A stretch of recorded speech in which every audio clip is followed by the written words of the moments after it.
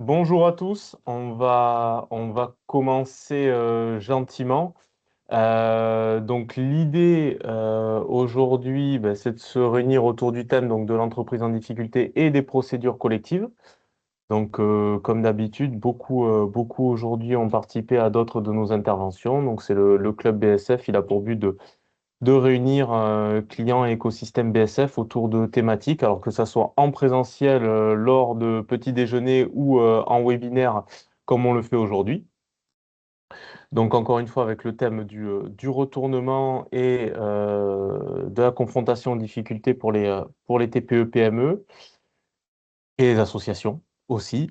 Euh, on attend encore quelques personnes, mais l'idée, c'est de faire quelque chose d'interactif. Donc, Damien, mon collègue, va pouvoir donner la parole quand vous le souhaitez.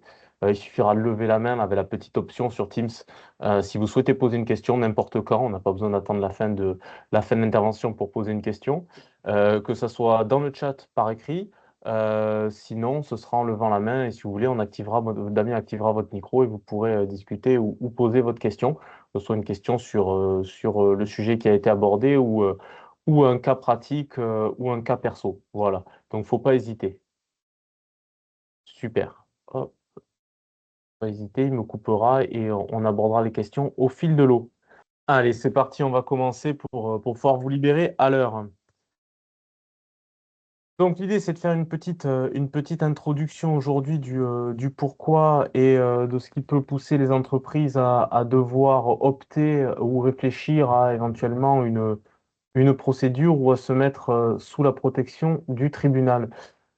Donc c'est vrai que depuis, on va dire, ces 18 derniers mois, on a eu une grosse recrudescence des procédures collectives, alors notamment les TPE et PME qui sont les plus exposés et les plus touchés.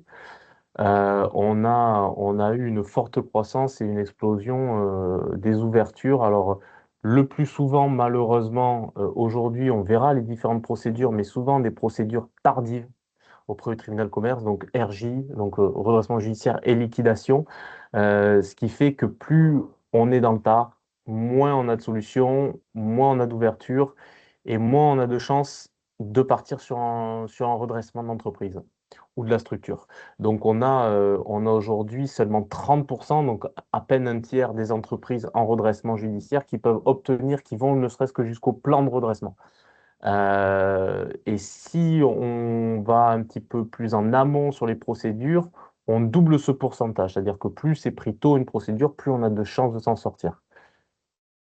On a eu deux gros secteurs qui ont été particulièrement impactés ces derniers mois, qui sont l'immobilier et la construction, et sur lesquels on a eu énormément de défaillances qui se sont soldées par des disparitions de structures et d'entreprises.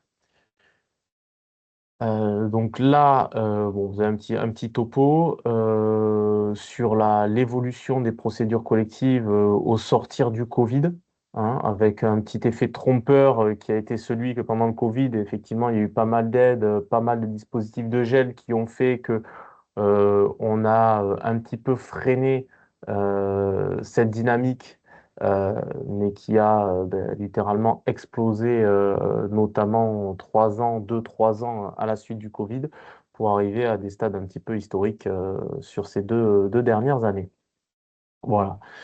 Donc l'idée, c'est de se dire aujourd'hui, oui, d'entreprises vont être exposées au risque, à la difficulté, mais elles peuvent les traverser sans être condamnées. Autant, euh, on va dire, si elle a en amont la possibilité, la volonté et la connaissance pour activer les bons dispositifs au bon moment. Donc c'est sur ça qu'on va travailler aujourd'hui.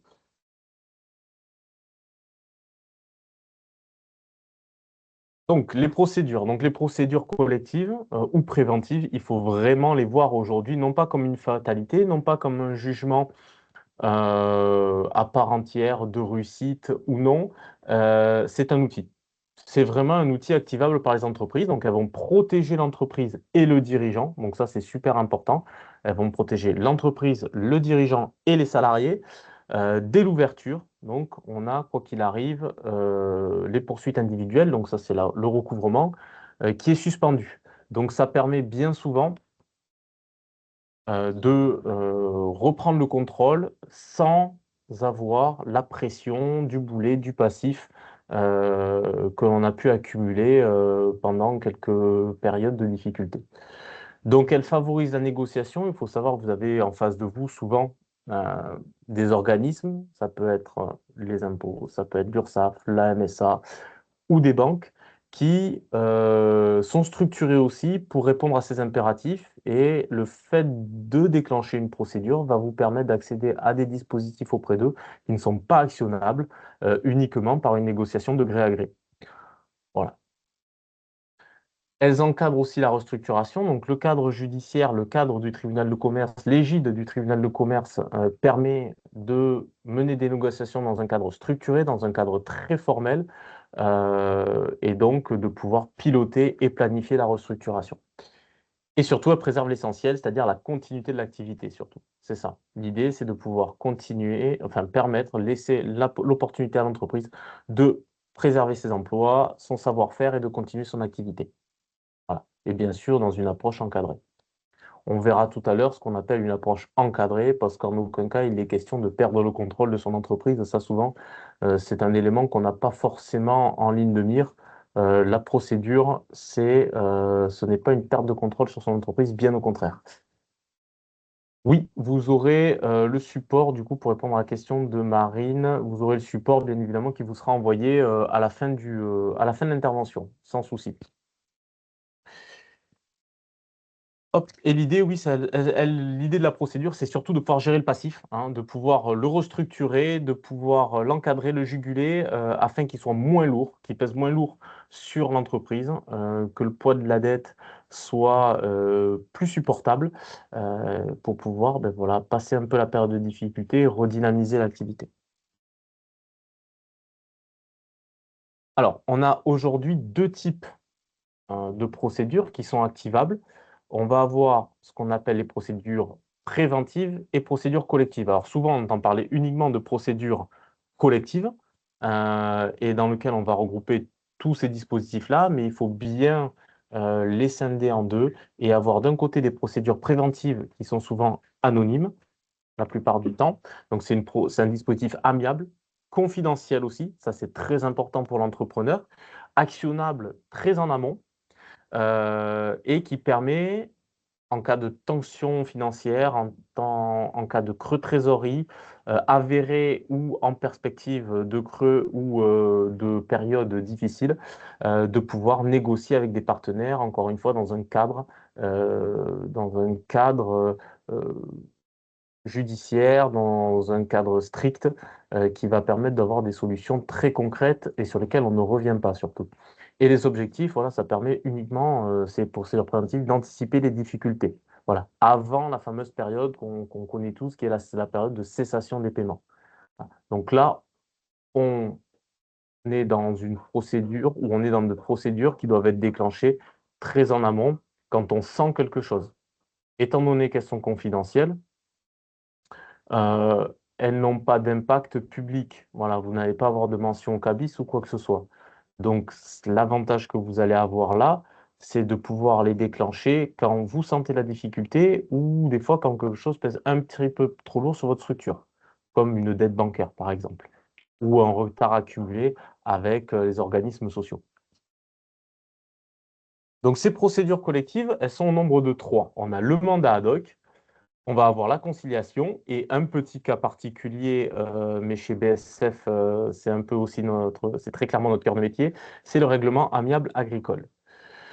Donc le mandat ad hoc, c'est ce qu'on a de mieux pour anticiper parce il n'a aucune condition de déclenchement.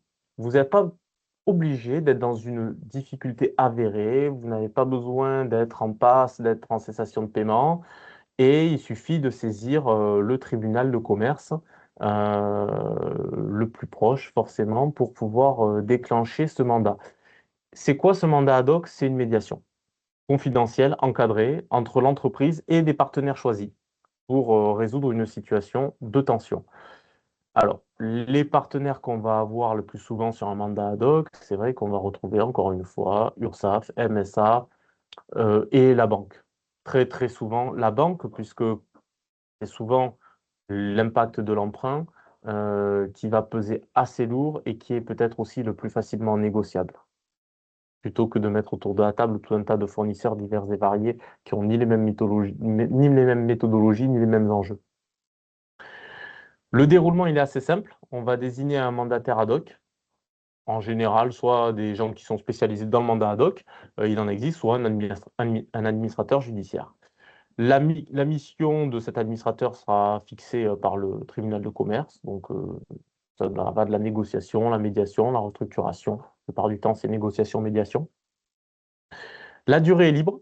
Elle peut être renouvelée à la demande du dirigeant, hein, pour trouver un accord, hein, pas de pression.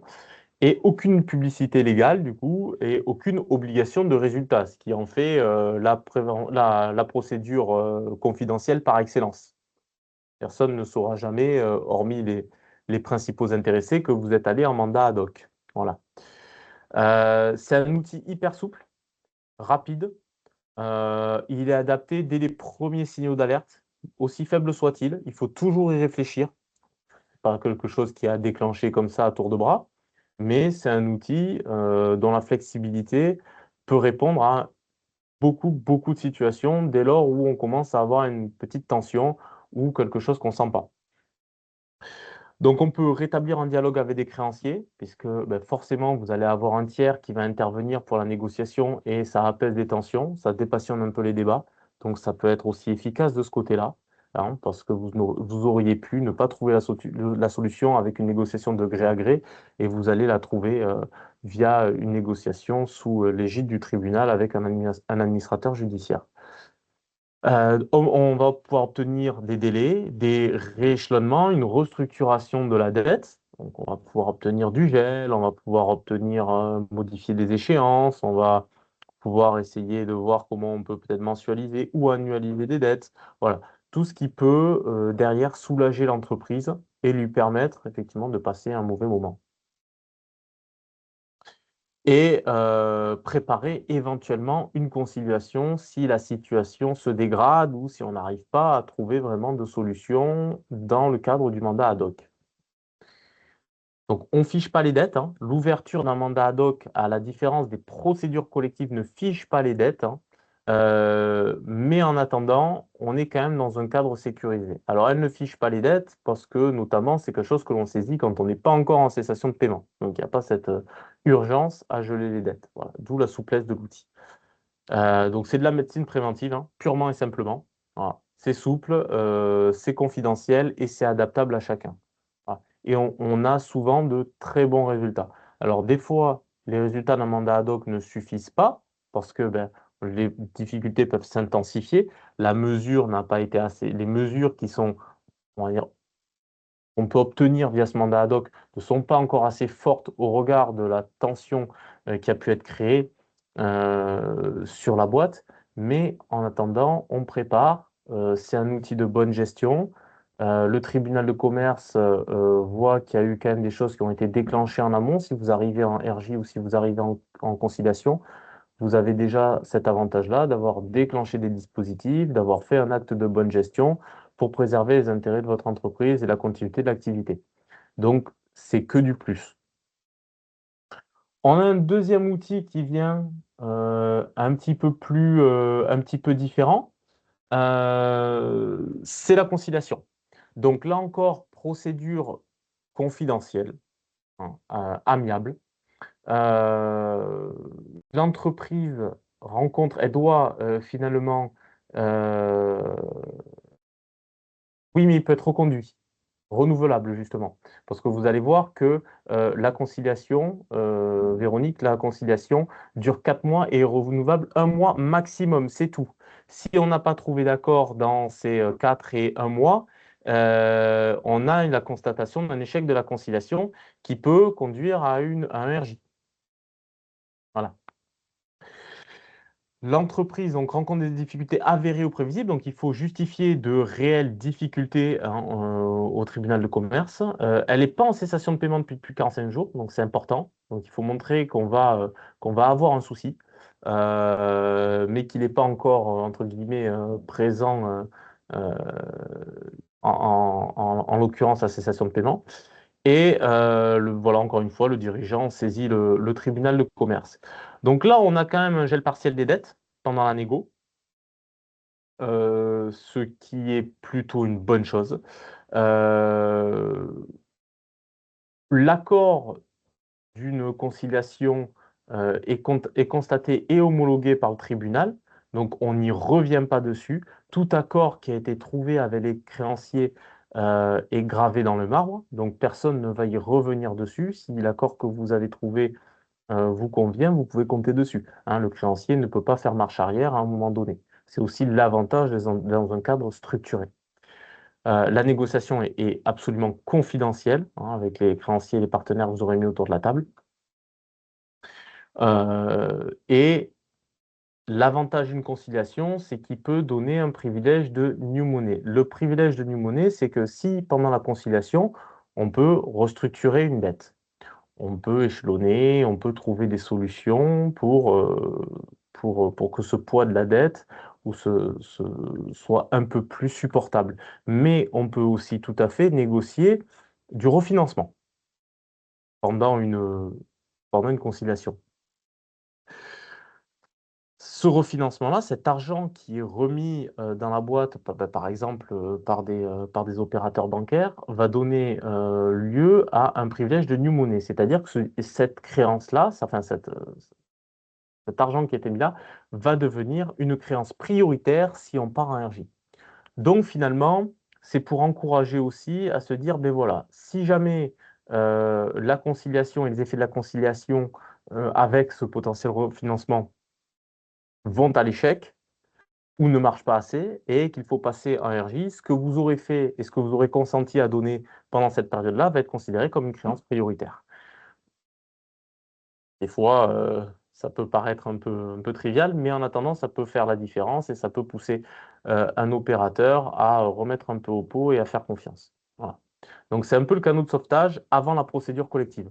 C'est rapide, c'est discret, c'est très souvent efficace parce que derrière,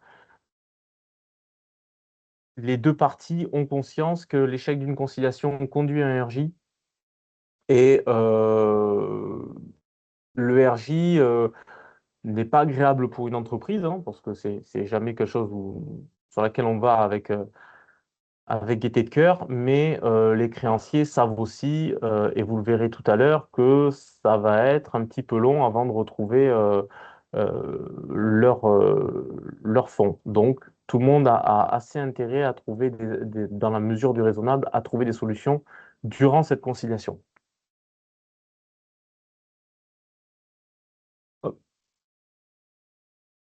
La dernière procédure préventive, c'est le règlement amiable agricole. Alors là, on est effectivement entre le mandat et la conciliation, plutôt la conciliation, mais dédiée aux acteurs du secteur agricole. Voilà. Euh, Là aussi, tout se déroule à huis clos, sans publicité. On a un conciliateur agricole ou un médiateur qui est nommé. Euh, En théorie, c'est limité dans le temps, mais en pratique, pas forcément de durée. On a un petit peu ce cadre un peu particulier. Euh, c'est le tribunal judiciaire qui est compétent et pas le tribunal de commerce, hein, dans le cadre agricole, il faut le savoir. Et du coup, on a quand même cette partie gel des poursuites individuelles aussi, à la demande du médiateur. Donc là aussi, personne ne peut toquer à votre porte pour venir réclamer les dettes. Réclamer les créances. Possibilité de conclure un accord amiable homologué par le tribunal. Donc là aussi, hein, tout accord homologué par le tribunal doit être respecté par les deux parties. Et ça permet de rééchelonner les dettes d'exploitation, obtenir un soutien bancaire ou préserver éventuellement la viabilité économique de l'exploitation. Donc on est vraiment dans un outil de restructuration aussi souple, confidentiel. Il peut être déclenché très rapidement. Ça peut permettre de sauver un peu les exploitations avant la crise. Voilà, ça permet de faire un gros point sur les dettes, de cartographier les dettes et de pouvoir derrière actionner tout ce qui est actionnable avant les choses un petit peu plus structurées et un petit peu plus contraignantes pour chacun.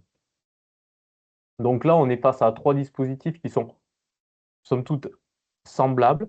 qui sont confidentiels, qui peuvent être activés assez facilement et qui sont là pour le coup des super outils pour anticiper ou faire face à des difficultés avérées. Voilà. Maintenant, quand on a des difficultés qui commencent à impacter de manière très très sérieuse et très importante le fait de pouvoir ne serait-ce que continuer l'activité, payer les salaires ou autre, là, on a des outils un peu plus complets qui sont les procédures collectives.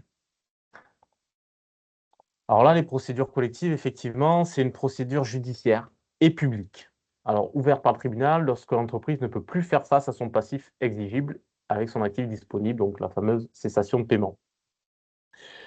L'objectif, c'est de protéger l'entreprise et organiser vraiment les rapports avec les créanciers et préserver l'économie, hein, préserver l'entreprise, sa capacité à continuer son activité, payer ses salariés, préserver son savoir-faire.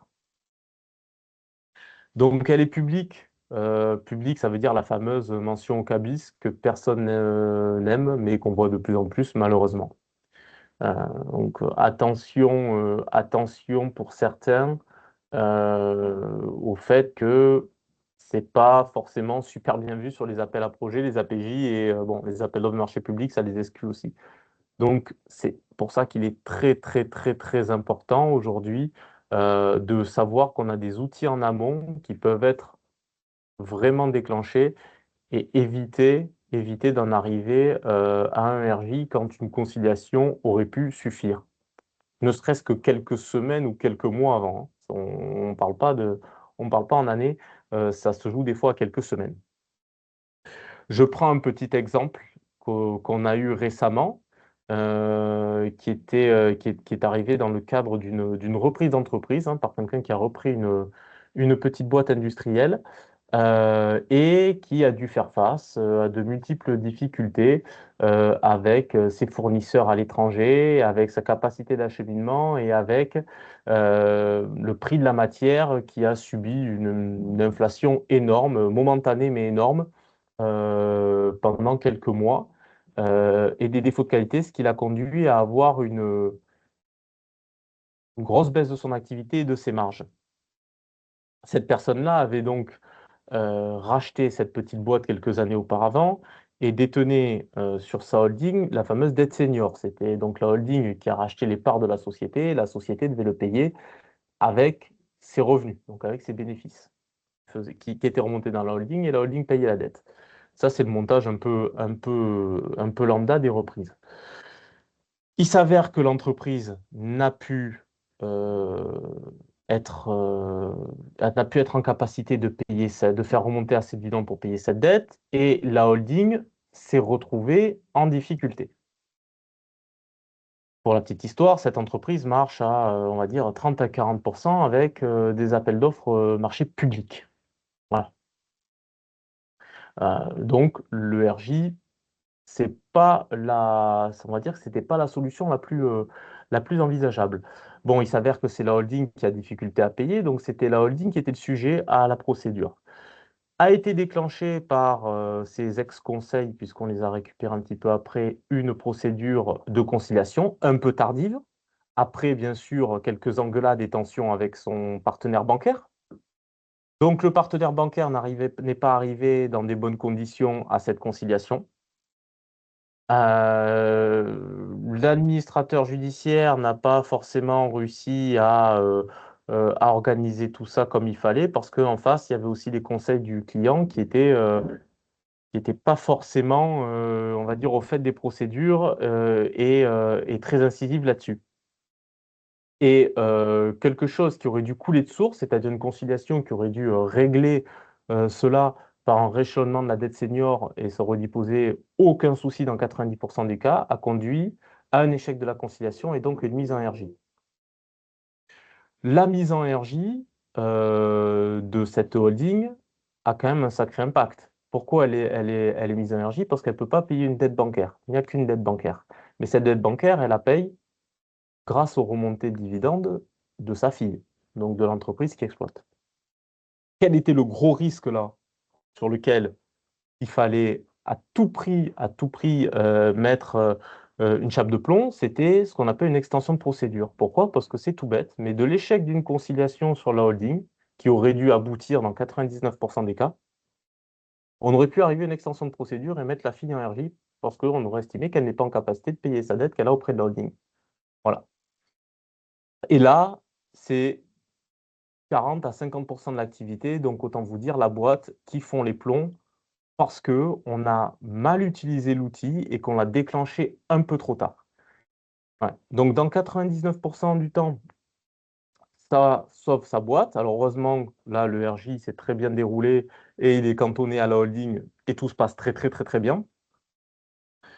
Mais ça aurait pu beaucoup plus mal se passer et c'est uniquement dû à une mauvaise utilisation de l'outil et surtout à un outil trop tardif. C'est-à-dire on s'est un peu engueulé avec ces banques pendant longtemps parce qu'ils ne veulent pas nous suivre, parce que ci, parce que là, et parce qu'on n'a pas voulu mener des négociations sous le cadre du tribunal de commerce, parce qu'on ne sait pas trop que ça existe, parce que ça fait un peu peur. Et parce que des fois, bon, on se dit, j'ai autre chose à faire. Voilà, et parce que ça fait un petit peu d'administratif et autres, qui fait que l'entreprise a pas passé le pas. Donc, ça, c'est juste un exemple, mais, et la boîte se porte aujourd'hui très bien.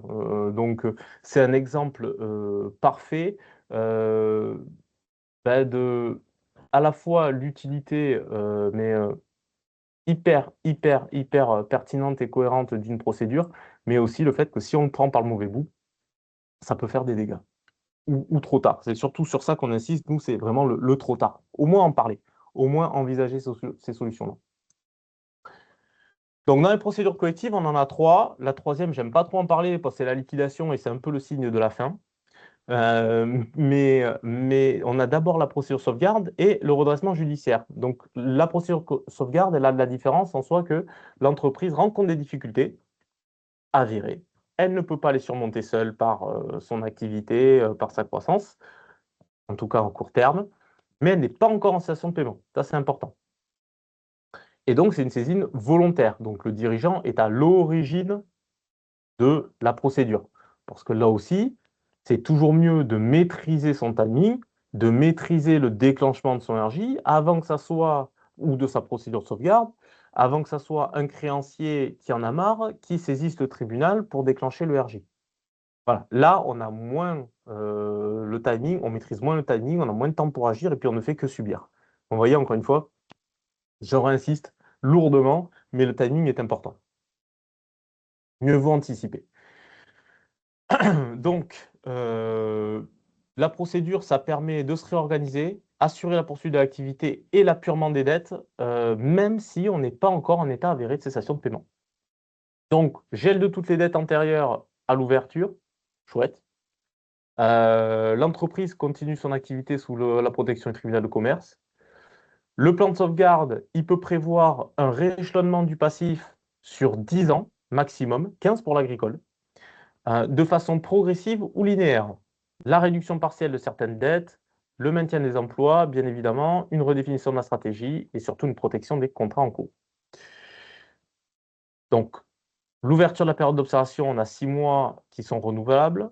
La nomination d'un administrateur judiciaire ou d'un mandataire, souvent c'est un mandataire suffit. À part si on dépasse certains seuils, là, on va avoir un administrateur. Diagnostic économique, social et élaboration d'un plan de sauvegarde. Donc là, il faut bâtir une vraie stratégie de retournement. Et surtout, toujours pareil, suspension des poursuites individuelles. Donc ça, c'est un peu, voilà, c'est un peu la liste exhaustive de ce qui se passe. Maintenant, ça veut dire quoi? Ça veut dire que vous êtes en difficulté, vous sentez que ça va mal et vous pouvez les justifier, ces difficultés. Au 1er janvier, admettons, vous décidez d'ouvrir une procédure de sauvegarde. Toutes les dettes que vous avez avant le 1er janvier sont gelées. Voilà. Personne n'a le droit de venir, personne n'a plus le droit, du coup, de venir vous réclamer ces dettes. Vous voyez, elles sont gelées. Premier point qui permet de souffler. Pendant combien de temps elles sont gelées? Eh bien, elles sont gelées pendant, et ça va être un petit peu le même concept sur le RJ, elles sont gelées pendant 6 mois, et en général 2 fois 6 mois. Donc on va avoir une période d'observation d'1 an. Qu'est-ce que cette période d'observation? Ben, c'est le tribunal de commerce qui se dit, bon, cette entreprise-là, elle va pas bien, elle n'arrive pas à s'en sortir à la tête sous l'eau parce qu'elle a un boulet au pied. son passif. On va lui dégager son passif et on va voir comment il fonctionne pendant ces 6 mois, plus 6 mois de période d'observation. On va voir si elle est capable d'arriver à une certaine rentabilité, de générer un peu de cash et de s'en sortir. C'est ça qu'il faut qu'elle nous prouve. Période d'observation, on doit prouver que sans se bouler aux pieds, on est capable de fonctionner. Donc, rendez-vous auprès, bien évidemment, rendez-vous régulier auprès du tribunal, audience ou du juge commissaire. On verra un petit peu tous les acteurs dans les prochaines slides, on verra les acteurs de la procédure. Et là, si au bout des 6 mois, on vous dit, OK, on a confiance, on voit que vous êtes en capacité finalement, quand on enlève un petit peu là, cet énorme boulet et ce passif, on voit que vous êtes en capacité de fonctionner, proposez-nous un plan, le fameux rééchelonnement du passif, donc le plan de sauvegarde ou le plan de redressement dans le cadre d'un RJ, puisque c'est sensiblement la même chose, et on le verra tout à l'heure. Ce plan, c'est tout simplement de dire, on va proposer sur les 10 prochaines années un rééchelonnement de toute cette dette-là que l'on avait gelée. Comme on le dit, ça peut être progressif ou linéaire, c'est-à-dire on peut dire, on va rembourser 10% du passif tous les ans pendant 10 ans, ou on va plutôt se dire, 10% c'est beaucoup, on est encore dans le creux de la vague pendant peut-être 1 an ou 2 parce que notre marché va pas bien, je pense au Viti là notamment aujourd'hui, on n'a pas trop de visibilité, donc on va essayer d'être progressif. Donc on va peut-être mettre les premières échéances à 2, 3%, 4%. Et on va les faire augmenter petit à petit. Il faudra payer 100% quoi qu'il arrive à la fin, donc là, pas de surprise.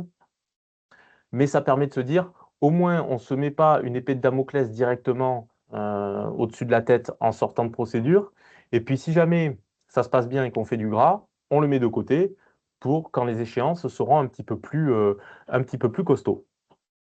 Donc ça peut être aussi le cas. Donc ça veut dire quoi? Ça veut dire qu'au 1er janvier 2026, j'ai ouvert ma procédure qui a duré jusqu'en janvier 2027. Donc 1 an sans payer toutes ces dettes qui me faisaient un peu de mal. Je propose mon plan. Mon plan va être accepté. La première échéance, ça va être payé encore dans 1 an. Donc vous voyez, vous avez déjà 2 ans où vous soufflez. Et après ces 2 ans, vous commencez à payer selon l'échelonnement du plan.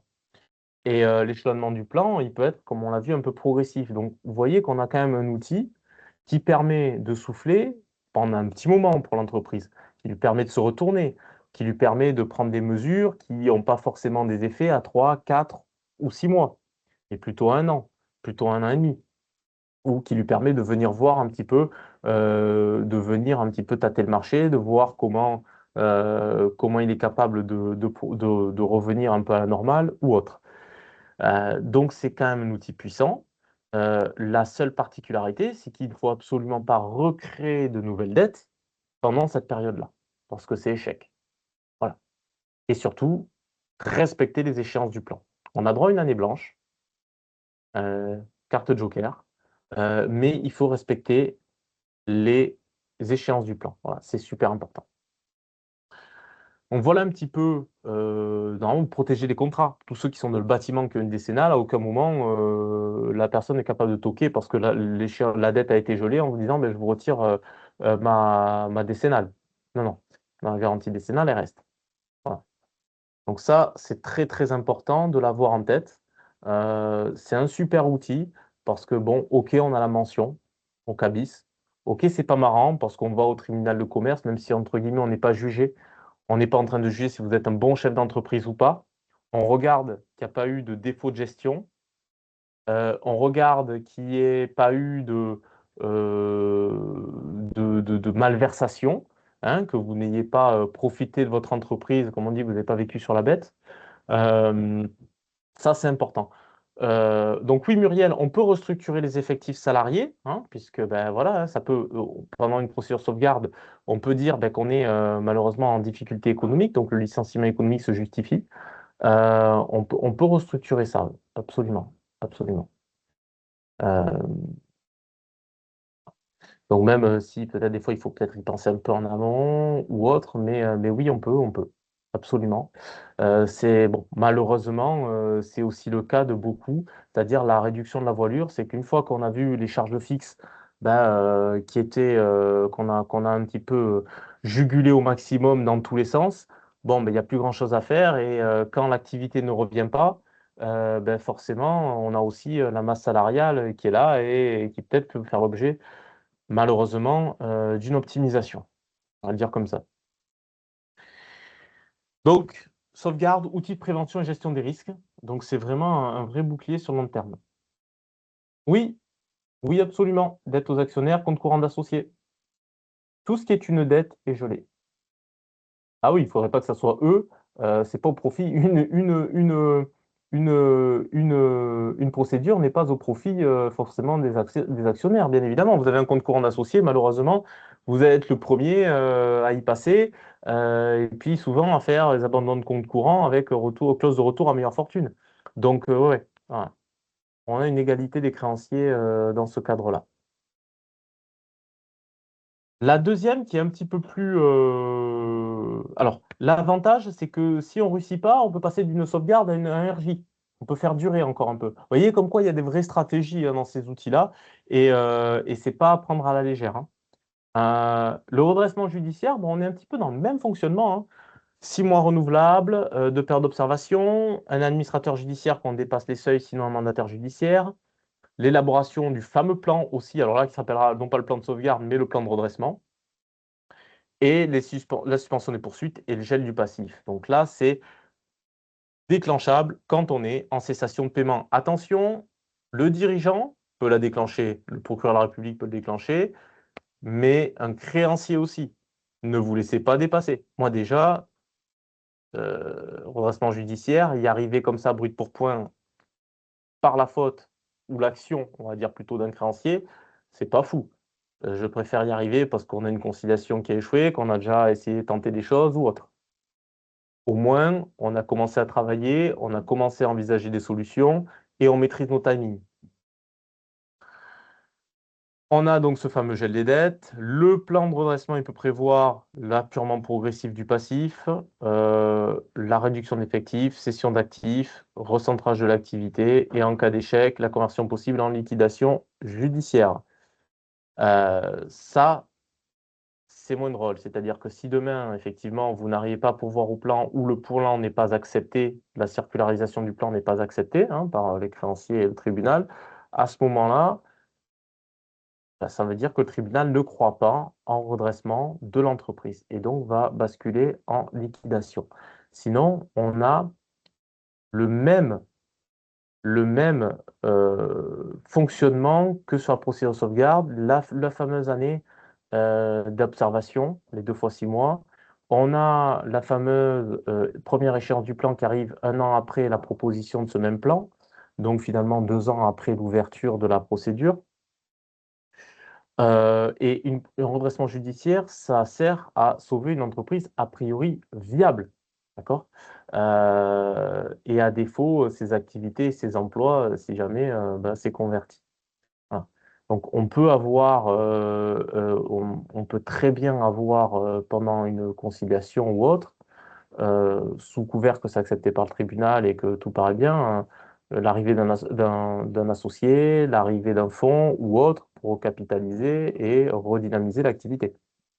Voilà, ça peut être aussi une procédure, c'est sortir la tête de l'eau et se donner du temps. Voilà. Sortir la tête de l'eau, c'est important, parce que comme ça, on s'évite d'avoir le coup près qui nous tombe dessus à un moment ou un autre, mais c'est surtout se donner du temps pour mettre en place des solutions ou en trouver. Donc voilà pour la partie redressement judiciaire. Mais là encore, c'est important de comprendre que c'est quelqu'un qui, à votre place, peut le demander à un moment donné. D'où l'importance d'être en alerte. Et la liquidation, ben, finalement, c'est mettre fin à l'activité de l'entreprise. Voilà.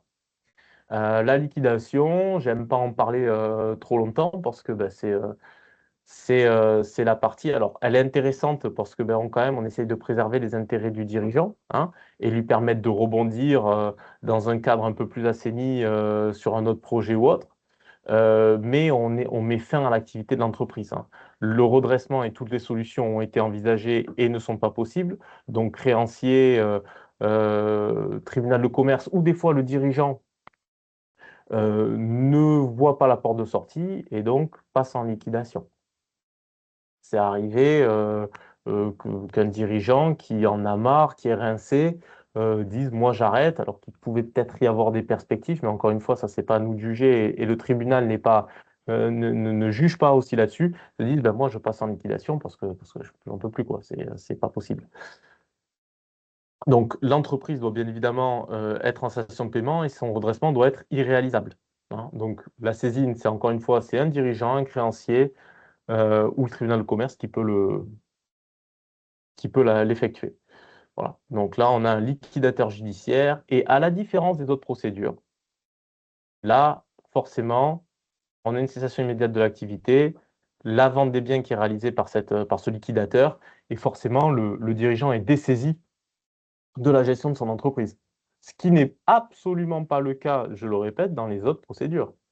Voilà, on se dit toujours, bon, mais si je passe en redressement, je ne vais plus gérer ma boîte. Non, c'est faux. C'est faux. Vous avez un administrateur judiciaire qui peut être nommé pour les plus grosses boîtes et qui peut être là pour la négociation, pour la structure de la procédure, mais qui ne va pas être là pour l'administration. On va lui demander d'administrer quand vraiment il y a eu peut-être un cas de défaut de gestion. Alors, défaut de gestion, c'est pas vous avez mal géré, c'est que vous avez fait, bon, clairement, on est plutôt de l'ordre de la malversation, voilà, ou vous n'êtes plus en capacité de gérer. Mais dans 90% des cas, l'entreprise reste oui, oui. Alors, un délai de quoi? On peut avoir un prolongement exceptionnel d'une procédure, d'une période d'observation. Mais au final, si vous avez par exemple euh, une procédure, il faut savoir quand même, pour répondre à Véronique, ah oui, alors non, en liquidation, c'est liquidation, on liquide, hein. Là, malheureusement, pour la partie liquidation, c'est fini, hein. Cessation d'activité immédiate, hein. Voilà. Mais si par exemple vous êtes en redressement, que c'est un peu compliqué, vous êtes en fin de période d'observation, de toute manière, on va vous demander toujours de justifier de prévisionnel d'activité, de données financières. Donc, si vous avez un chantier qui est en cours avec le paiement d'un solde qui peut effectivement renverser la balance et assainir un peu les finances de la société, bien évidemment, ça va faire l'objet d'une note de synthèse auprès du tribunal, ça va être analysé, ça va faire l'objet de ce regain d'activité dans le prévisionnel. Et le tribunal peut dire, bah oui, oui, bon, bah, ok, ça peut continuer. Mais dans le cadre de liquidation, non, on a une cessation immédiate, normalement, de l'activité ou différée dans certains cadres, mais non, là, malheureusement, on l'a vu assez souvent dans le bâtiment donc, voilà. Donc ça, c'est le liquidateur judiciaire qui va en être le principal acteur, parce que là, par contre, le gérant est dessaisi de son rôle. Voilà. Donc, dépend vraiment de l'entreprise parce que, bien évidemment, la première chose qu'on va commencer, c'est à la vente des biens et des actifs de l'entreprise. Donc, est-ce qu'elle va servir tout ou partie à sauver l'entreprise? Est-ce qu'il va y avoir une reprise par un tiers qui peut arriver et reprendre à la barre du tribunal l'entreprise et reprendre quelques salariés et l'activité, ou tous les salariés, hein, ça dépend. On l'a vu. Ça, après, ce sont du cas par cas, voilà, à chaque fois. Donc là, on est vraiment sur, par contre, la fin de l'activité telle qu'on l'a connue en rentrant en procédure. Donc ça, ce sont les procédures. Ce qui est tout aussi important que les procédures, c'est de connaître les acteurs de la procédure. Moi, je le vois pas assez aujourd'hui, c'est que le dirigeant est un acteur de la procédure. C'est-à-dire que pour moi, il doit être à l'initiative de la procédure, sinon on perd déjà un avantage stratégique, et il doit être purement acteur. C'est-à-dire que malheureusement, il va être assez sollicité pendant la durée des dispositifs, et on sait qu'il n'a pas que ça à faire. Mais il faut qu'il montre son implication. Il faut qu'il trouve les solutions. La procédure, c'est pas juste quelque chose qui va se dérouler, qui va geler les dettes et qui va se dérouler sans lui. C'est quelque chose qui doit être mené par le dirigeant et ses conseils ou ses équipes pour redresser la barre. Donc c'est lui qui doit piloter la démarche, c'est lui qui doit prendre les initiatives et collaborer avec les organes de la procédure. Ça se passe vachement mieux quand un dirigeant est très impliqué dans la procédure, qu'il est régulier aux audiences, qui discute et qui sait communiquer avec les organes de la procédure et du tribunal. Voilà. Et qui recherche et qui propose des solutions. Voilà. Bon. Et c'est dans ce cadre-là qu'il reste la plupart du temps en fonction, puisque de toute manière, il n'y a pas de raison que ça soit autrement, et que le tribunal aime quand un dirigeant est impliqué, propose des solutions et s'arrache un peu pour sortir du RJ. Donc le président du tribunal de commerce, hop, pardon, excusez-moi, le président du tribunal, donc lui, il reçoit les demandes des procédures et préventives ou collectives. Et il prend les décisions d'ouverture. Donc, il examine la demande du dirigeant, il peut convoquer l'entreprise pour savoir un petit peu ce qu'il en est, pour avoir des détails sur la procédure, et il va après désigner les organes de la procédure, mandataires, conciliateurs, administrateurs. Voilà. Donc, c'est un petit peu la tête pensante de la procédure. On a le tribunal de commerce qui est l'organe. Alors, judiciaire aussi pour l'agricole, et ce qu'on appelle les BNC. Lui, il ouvre, suit et clôture la procédure. Donc là, en général, ça va être tribunal de commerce de Libourne, de Bordeaux, d'Agen pour le Lot-et-Garonne, d'Angoulême pour la Charente. Voilà. Donc il homologue les accords, notamment de conciliation. Il adopte ou il rejette les plans. Donc il a quand même une, une, euh, une force, hein, si certains créanciers font un petit peu des leurs ou sont pas tout à fait. Voilà, il a cette capacité à adopter un plan. Et c'est aussi lui qui peut tout à fait juger du caractère non réalisable d'un redressement. Voilà. Donc ça, là aussi, il faut en avoir conscience. Le juge commissaire, c'est une sorte d'interface. Lui, il est garant du bon déroulement et de la rapidité de la procédure, et de la bonne communication entre les organes. C'est un SAS. C'est un premier SAS, le juge commissaire. Il surveille les opérations, il statue éventuellement sur les contestations de créances qui sont, on va dire, proposées par le mandataire. Il autorise certaines opérations, grosse vente d'actifs ou autres, ou intervention d'un fonds ou d'un nouvel acteur. Et c'est l'interlocuteur vraiment régulier avant chaque audience. Une semaine avant, vous avez une audience avec le juge commissaire dans laquelle vous présentez aussi vos chiffres, vous présentez votre stratégie, vous présentez ce qui s'est passé, vous évoquez certaines difficultés avec lui. Il va vous poser aussi quelques questions et voilà, c'est le premier organe et il soumet son rapport derrière après à la présidence du tribunal, voilà, avec qui vous avez l'audience. L'administrateur judiciaire, lui, il accompagne ou gère l'entreprise selon la mission qui lui a été confiée, le tribunal, mais la plupart du temps, on est, comme je vous l'ai dit, non pas sur l'administration, mais de la surveillance ou de l'assistance.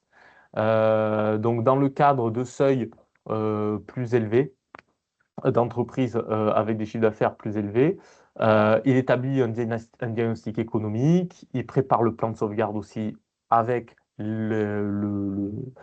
l'entrepreneur et ses conseils, et va négocier avec les créanciers. Voilà. Donc c'est notamment dans le cadre des conciliations, il est super important parce que finalement c'est lui qui a ce rôle d'interface, c'est lui qui apaise, c'est lui qui structure les débats.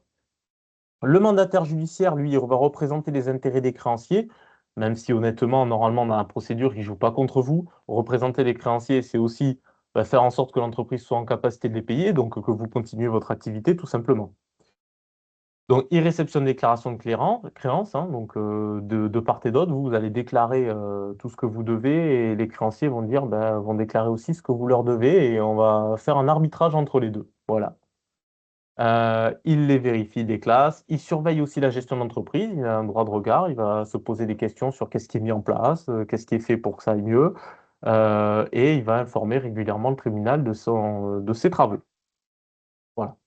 Des relations avec les créanciers ou autres. Donc, il participe aux audiences, bien évidemment. On a le conciliateur ou le mandataire ad hoc. Donc, lui, c'est le fameux tiers neutre, tout à fait neutre, dans le cadre d'un mandat ad hoc ou d'une conciliation qui intervient. Et c'est lui, pardon, excusez-moi, c'est lui qui aide à négocier. Donc, lui, il propose les accords, les plans de restructuration. Et puis, bien évidemment, l'avantage de ce tiers de confiance, c'est qu'il reste soumis à la confidentialité. Voilà. Euh, donc c'est tout à fait bien, notamment quand vous pouvez avoir, eh ben oui, déjà peut-être des tensions avec certains. Ça permet d'avoir quelque chose de très professionnalisé, des débats très professionnalisés et cadencés surtout. Voilà.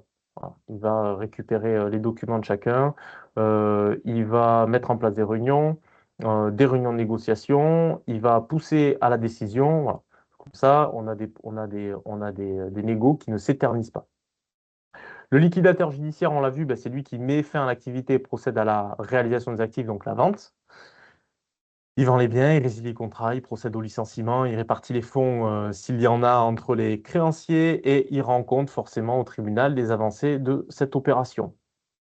Le procureur de la République lui défend l'intérêt général et veille à la régularité de la procédure. Là encore, il peut saisir le tribunal d'office, il donne son avis sur certaines décisions, il peut requérir des sanctions contre le dirigeant, comme je vous l'ai dit, dans le cadre de pratiques peut-être qu'on pourrait qualifier de malversation, donc qui pourraient être considérées comme une des raisons des difficultés de l'entreprise. Voilà. Encore une fois, je tire l'attention sur le fait qu'on n'est pas en train de juger si l'entrepreneur a bien ou mal fait son boulot. Voilà. Euh, Ça, c'est un entrepreneur a le droit de faire des erreurs, après on a le droit de prendre une mauvaise décision, c'est pas condamnable. Ce qui est condamnable, c'est de faire des choses un petit peu en dehors du cadre légal. Les créanciers, bah, ils sont là, ils planent au-dessus de la procédure. Donc c'est eux qui vont déclarer leurs créances au mandataire. Ils peuvent participer au comité de créanciers quand il y en a, et ils peuvent contester certaines décisions. Et on a également les représentants du personnel. C'est important, si vous en avez, qu'ils soient présents en audience. Voilà. Ils défendent les salariés, ils assurent le dialogue social, bien évidemment. On est dans les TPE-PME, donc à chaque fois, ce que je vois, c'est souvent des salariés qui viennent et qui sont aussi une autre caution morale du dirigeant. C'est toujours bon d'avoir leur point de vue dans une audience, notamment si tout le monde tire dans le même sens. Donc c'est un gros avantage. Ils sont aussi consultés sur les plans de sauvegarde, de redressement. Certains peuvent proposer des solutions de reprise, donc on l'a vu dans certaines usines un peu connues ou certaines boîtes un peu connues sur la reprise par les salariés. Et puis ils suivent aussi l'état des licenciements économiques s'il y en a. Et tous les experts, ce qu'on va appeler les conseils, donc experts comptables, avocats, conseillers en restructuring, ben, eux, ils vont conseiller le dirigeant pour anticiper, négocier et piloter la procédure. Alors, ils ne font pas normalement que conseiller, mais ils accompagnent aussi le dirigeant lors des audiences, que ce soit avec le juge commissaire ou avec le tribunal de commerce. Ils préparent le dossier de saisine, c'est l'assistance technique pour tout ce qui va être rapports et données financières qui vont être demandées assez régulièrement au chef d'entreprise durant toute la procédure. Et surtout, c'est l'appui du dirigeant dans son processus de restructuration, c'est-à-dire chercher les solutions, les mettre en place, les identifier et puis surtout savoir lesquelles on va retenir, lesquelles on va prioriser et l'impact qu'elles vont pouvoir avoir. Donc ça, c'est très important de bien s'entourer. Pourquoi? Parce qu'on l'a vu tout à l'heure, bah, on peut mener pour le même sujet, pour la même problématique, on peut mener deux conciliations tout à fait différentes qui aboutissent à des résultats tout à fait différents et qui peuvent d'un côté être extrêmement bénéfiques et d'un autre côté bah, pas changer grand-chose à la difficulté, voire même entraîner vers des situations un peu plus compliquées. Donc là, encore une fois, les gens qui vous entourent sont là pour vous aider à anticiper. Ils sont, ils sont là aussi pour vous aider à éteindre un incendie s'il y en a un, ben, parce que quand il est là, ben, il faut bien qu'on s'en charge. Mais par contre, l'idéal, c'est de les consulter ou que ce soit eux qui vous interpellent sur ben, la pertinence à déclencher quelque chose en amont.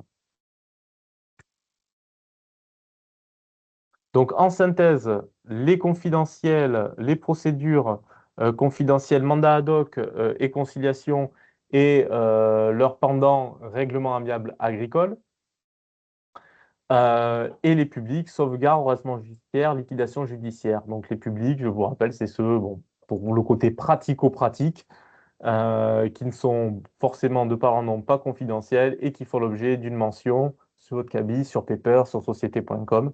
Voilà. Et qui peuvent et qui peuvent peut-être, ne serait-ce que bon, sur le marché public, vous fermer les portes ou des fois faire peur à des partenaires, des parties prenantes ou des clients. Donc je pense que quand on est en procédure, il faut qu'il y ait une certaine transparence et que vous ayez aussi une communication bien rodée pour dépassionner un peu la chose. Et tout comme vous montrez au tribunal de commerce que vous êtes en capacité de continuer votre activité et de proposer des solutions, vous devez faire la même chose avec les parties prenantes ou votre écosystème, si jamais ils vous le demandent ou si jamais ils sont inquiets. Voilà. Donc, puis je pense que c'est quelque chose que malheureusement on voit un petit peu plus, de plus en plus souvent et que les gens vont aussi s'habituer à savoir ce que c'est que, alors peut-être pas faire une différence assez fine entre la sauvegarde et le redressement judiciaire, mais en tout cas, savoir en quoi consiste un redressement judiciaire, savoir en quoi consiste cette mention CABIS, et savoir que dans pas mal de cas quand même, ça ne veut pas dire que l'entreprise va fondre les plombs dans les mois qui viennent.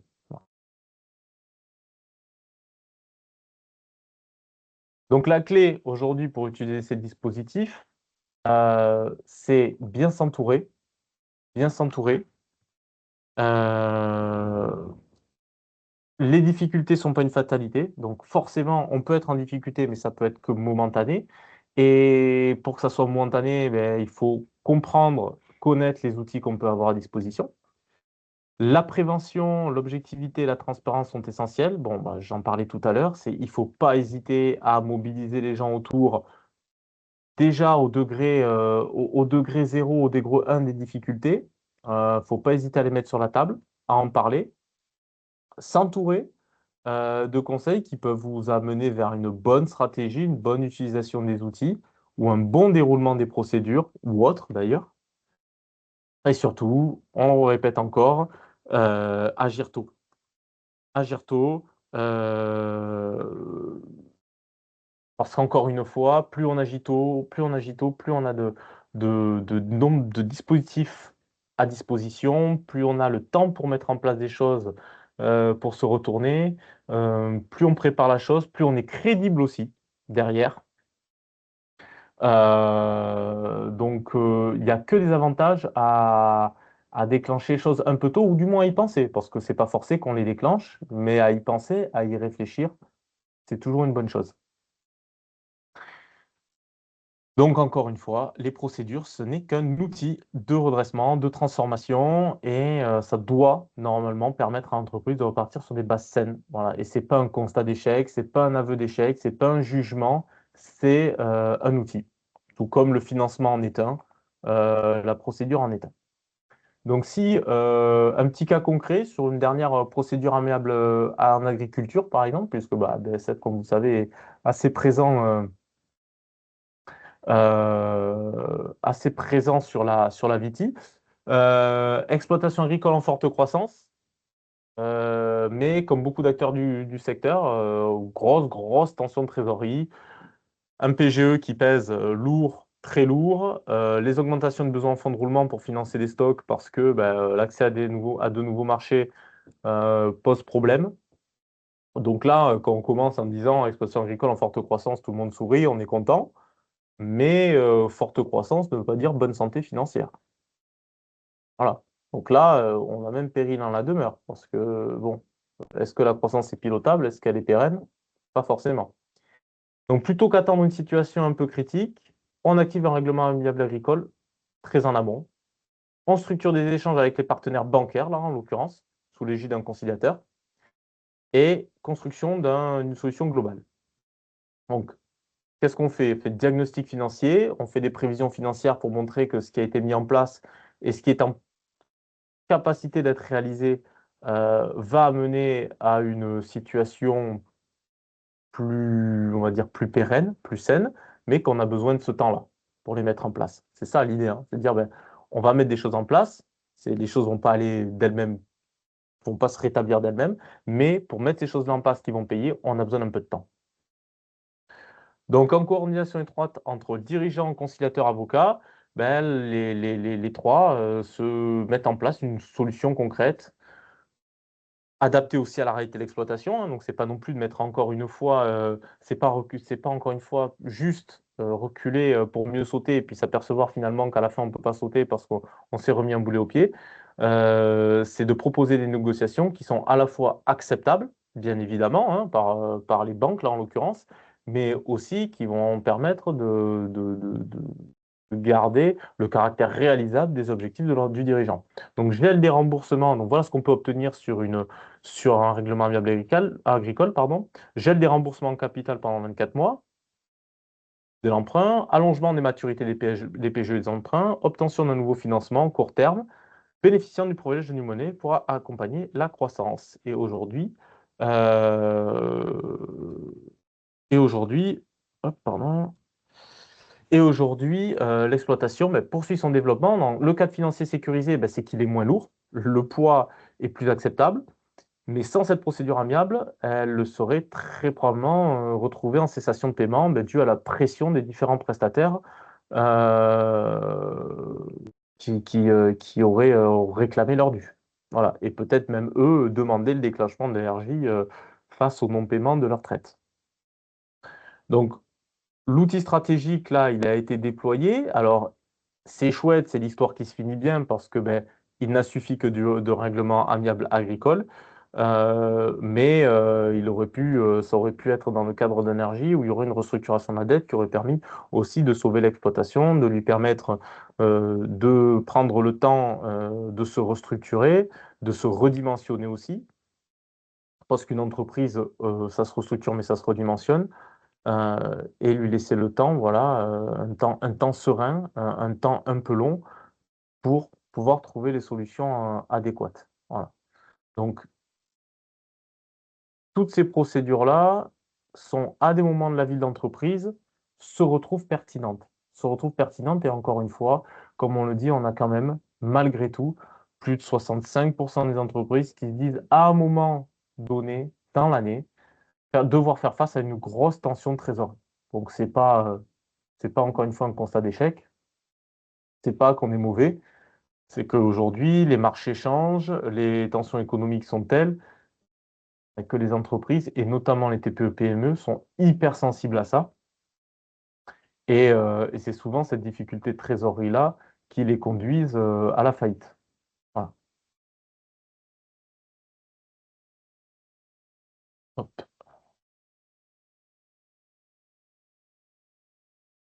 Alors, très rassurante. Oui, c'est rassurant parce qu'en fait, il existe des.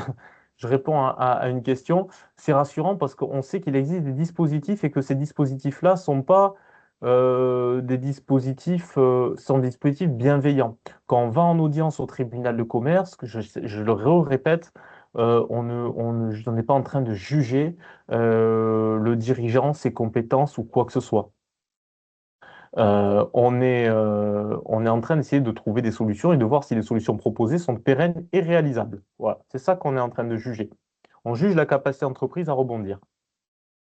Donc, c'est un cadre qui est quand même, quand il n'y a pas anguille sous roche, c'est un cadre qui est très bienveillant. Voilà.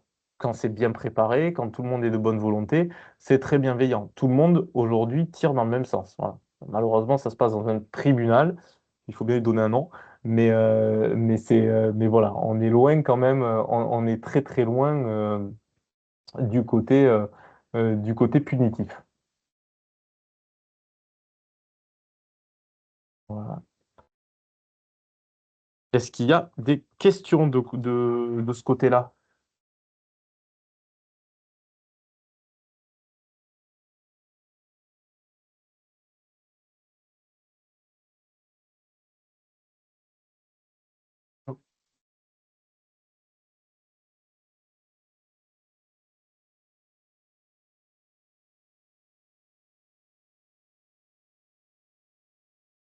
Parfait.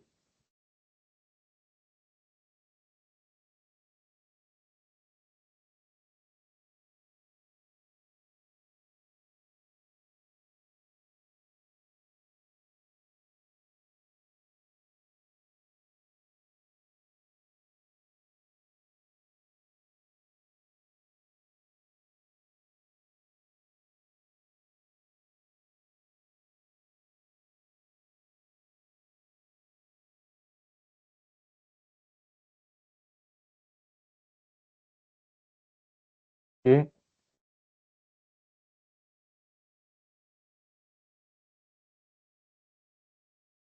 Ah, je crois que je viens de comprendre la question de Véronique. Effectivement, le créancier et pas le crédit. Oui, c'est le créancier qui devient prioritaire. Je viens de relire, j'étais dans le flux. Absolument. Oui, oui. C'est le créancier qui devient prioritaire dans le cadre du privilège de monnaie. Si j'ai bien compris la question, parce qu'il y a eu effectivement d'un petit problème de clavier. euh, voilà. On va peut-être attendre confirmation de Madame Sorbe ou pas. Voilà, OK, d'accord. C'était bien ça que vous vouliez dire alors, oui, tout à fait. Tout à fait. Bah oui, c'est pour les encourager à remettre au pot et à prêter et à sauver l'entreprise, effectivement. On a un super privilège et là pour encourager à trouver les solutions.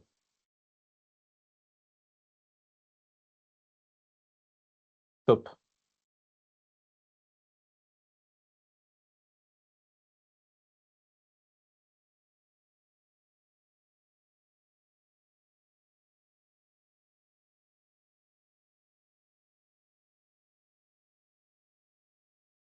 On est OK. On peut libérer tout le monde. S'il y a des questions, de toute façon, on se tient à votre disposition pour discuter de cas particuliers parce que c'est jamais tout à fait évident d'exposer ce genre de cas ou de problématiques comme ça, brut pour point. Donc, vous n'hésitez pas à nous contacter si vous avez voilà, un cas particulier à exposer ou une problématique sur laquelle vous avez besoin d'un avis. Avec plaisir qu'on vous répondra.